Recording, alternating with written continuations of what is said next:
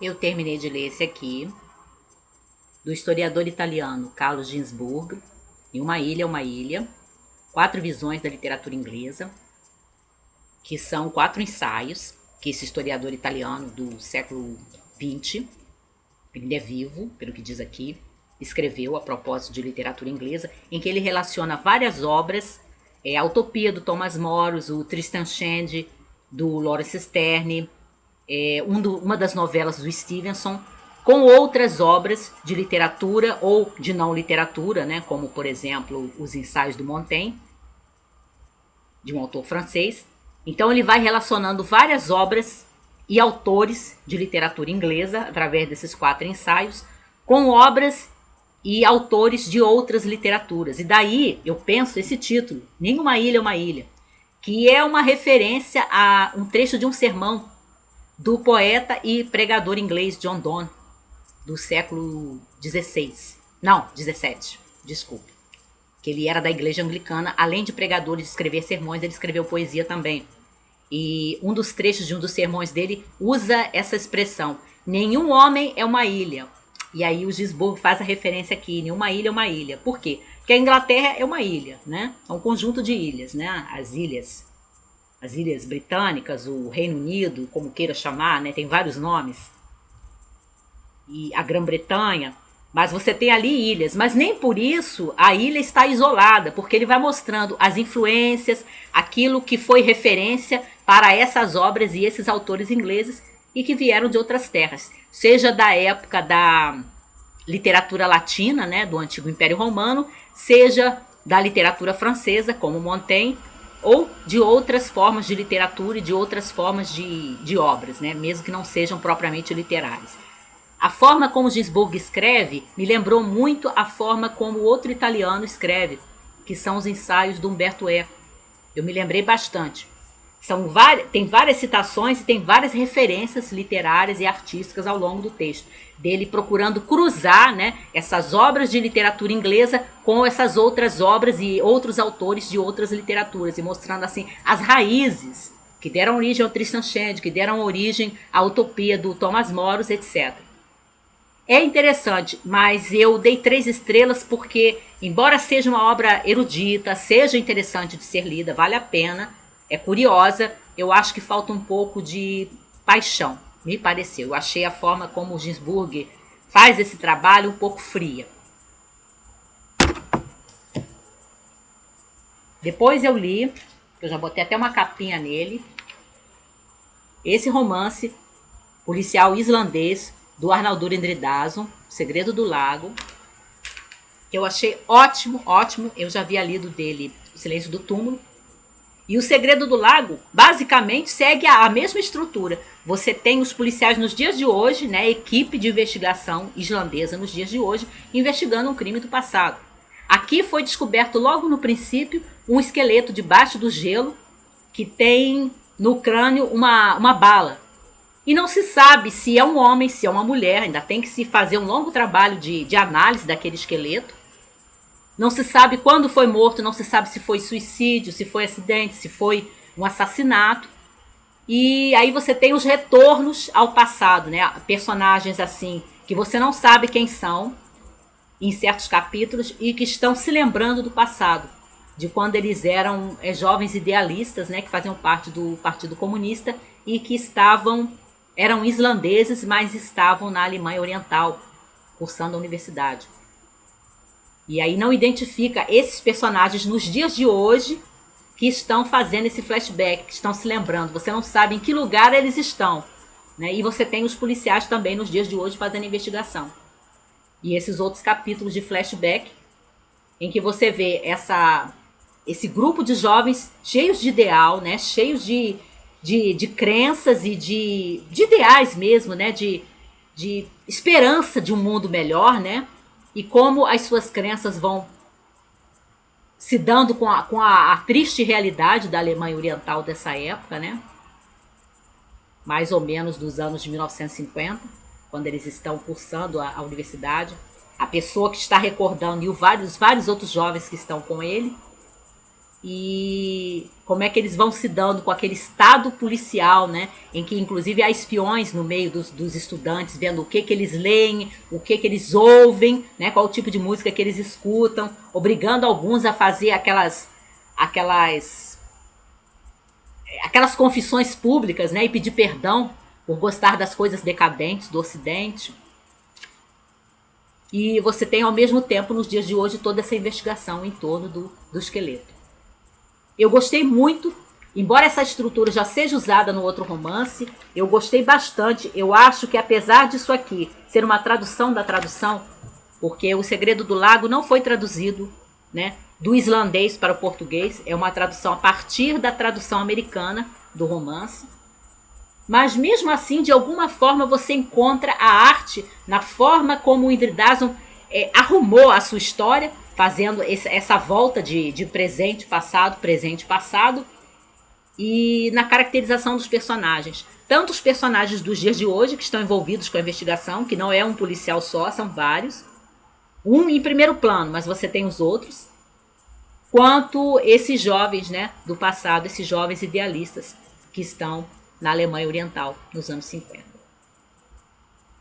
E eu gostei muito, gostei da forma como ele desenvolveu, gostei da forma como ele criou esses personagens. Alguns autores não conseguem criar personagens cativantes em vários momentos do tempo. Eu já li romances em que você sente até o leitor sente até um certo fastio quando o autor começa a criar personagens em outros períodos de tempo, você fica lendo com impaciência, porque ele não consegue te cativar naquele recorte, né, naquele flashback que ele faz, mas isso não acontece aqui.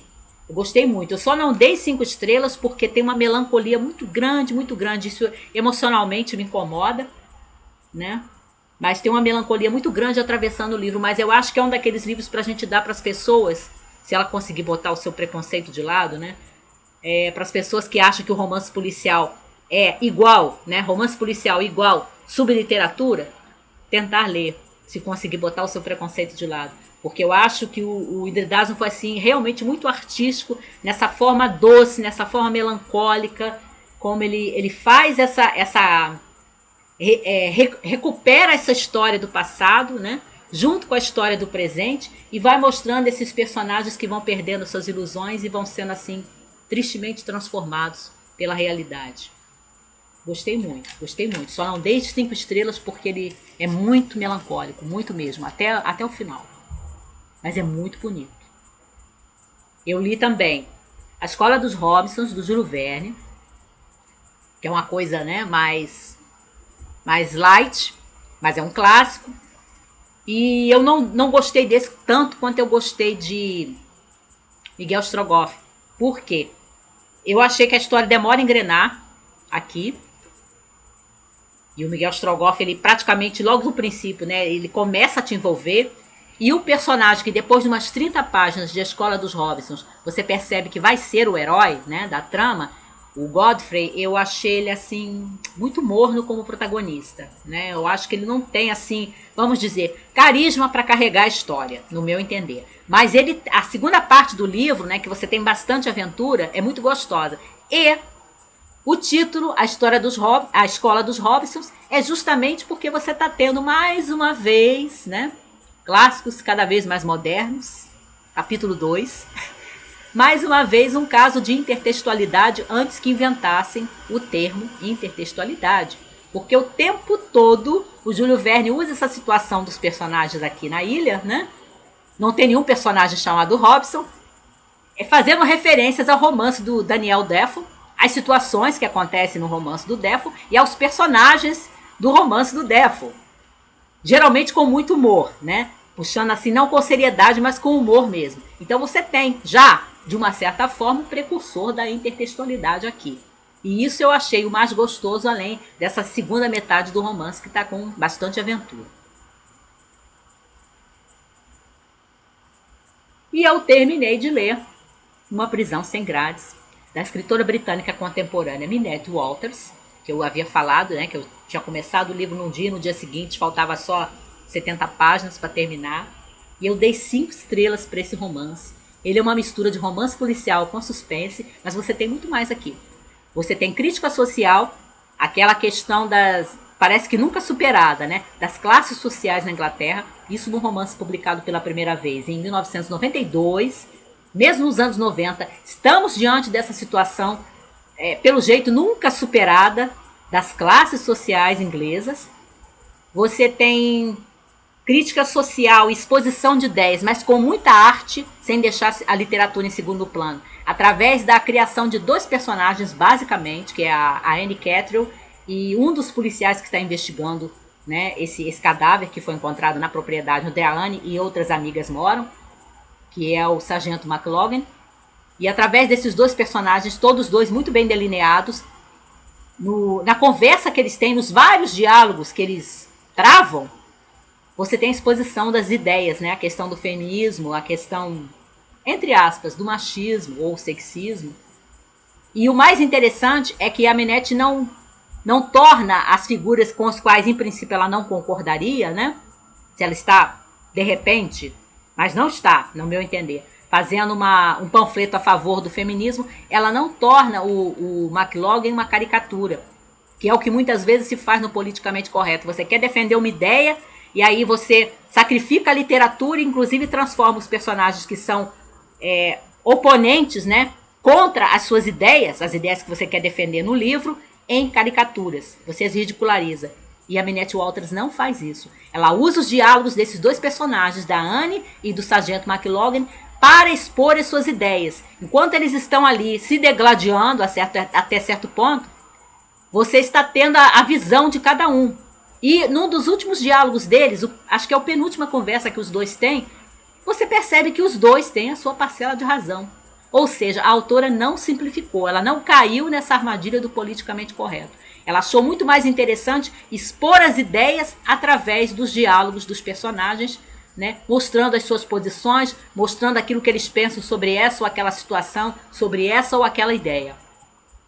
A gente também tem, além do suspense, além da trama policial, além, né, é essa caracterização desses dois personagens, mas tem outros personagens interessantes também aqui.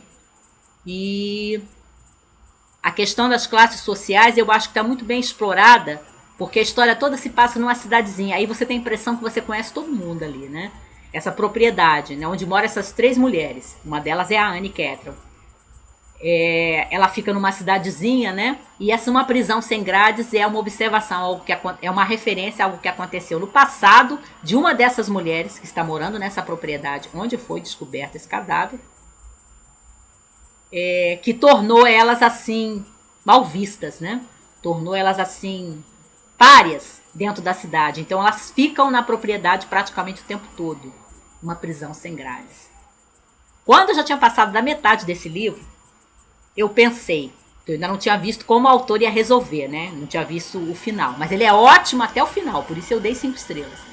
Mas eu pensei assim, mesmo que o livro não tenha nada, não tenha mais nada, ele já tem um pontaço por causa da Anne Cattrall, que é uma personagem assim, 10.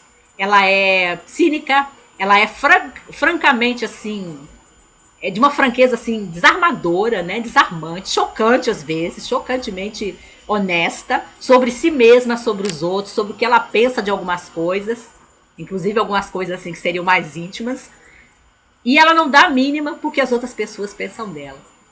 Quando nós pensamos na nossa sociedade, em que muitas vezes, sem a gente até se dar conta, a gente está muito preocupada com o que os outros pensam de nós, você dá como uma personagem como a Anne é assim, um sopro de ar fresco.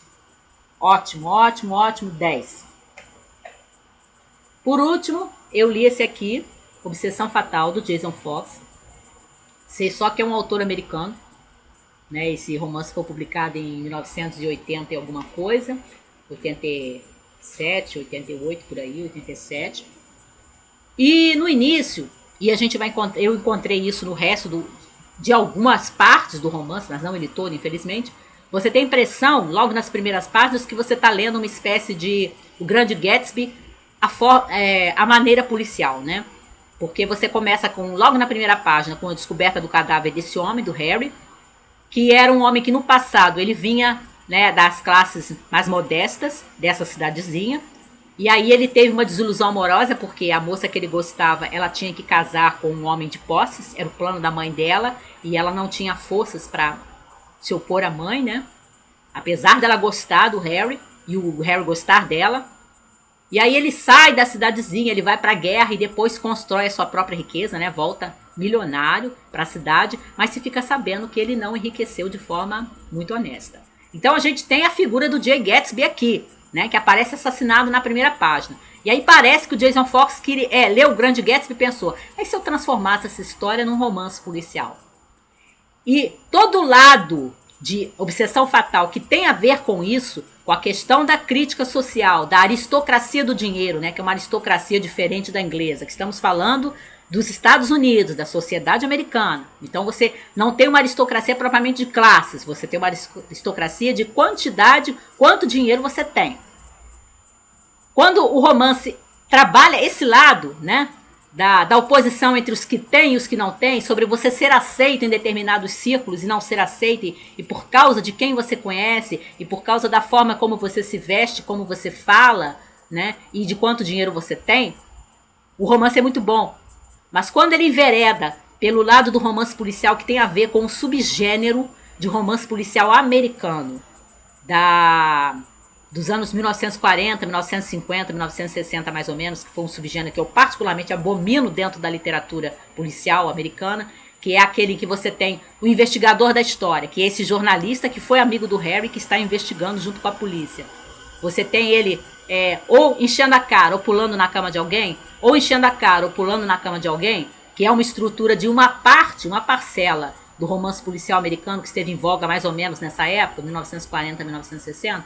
Aí eu acho que o romance cai muito, porque ele fica com aquele ar de cenas picantes que o autor colocou para vender o romance. Tá? Então eu acho que ele perde muito nisso. Se ele tivesse ficado mais na proposta que ele parece ter nas primeiras páginas e que reaparece em alguns outros momentos do livro, que é de contar a história do Grande Gatsby, com outros nomes, mudando alguns detalhes, mas como se fosse um romance policial, estaria muito bom.